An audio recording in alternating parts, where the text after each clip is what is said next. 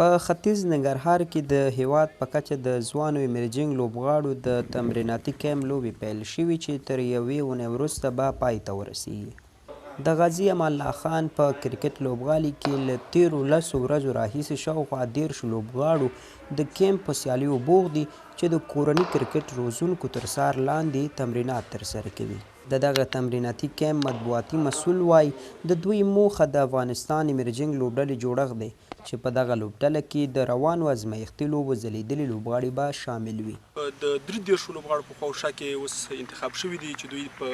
الف بی او جیم ګروپونو کې دوی سیالۍ کوي. دوی 4 سیالۍ او لوبې دلته ترسره کړي دي. د دې نه وروسته به د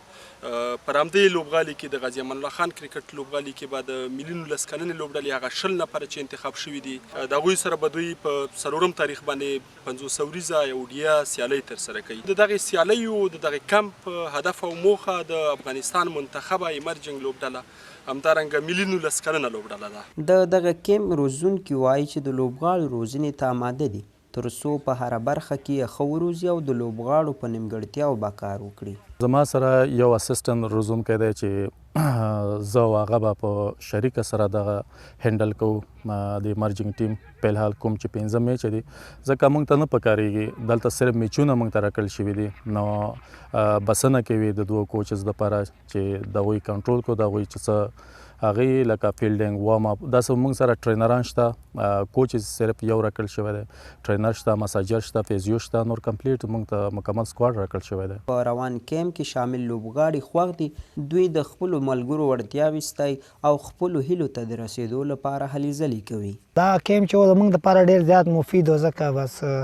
دوی ته معلوم شولو چې موږ څونه محنت کړی ده څوک څومره ښه شوی ده څوک کم ځای کې کمزوري لري نو هغه ټولې موږ ته را په ګوته کړه نو انشاءالله موږ په هغه باندې کار کوو. یو ټیسټ یې اول واخیست هغه چې چا پیل کړو لاړل او چا چې پاس کړه دلته اخته دي ډېر ښه ده کیمپ هر څه ډېر ښه روان دي تر اوسه. کوچز ماشاءالله ټول ښه کوچز را سره دي مجاهد ده ولیمین ده سلیکټران دي کوچز دي او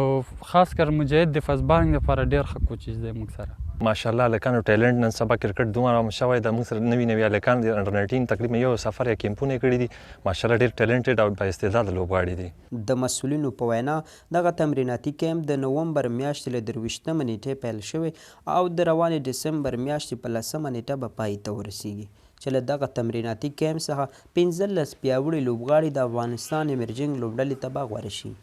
سید ادریس ولیزاده روحي خبري اژانس ننګرهار.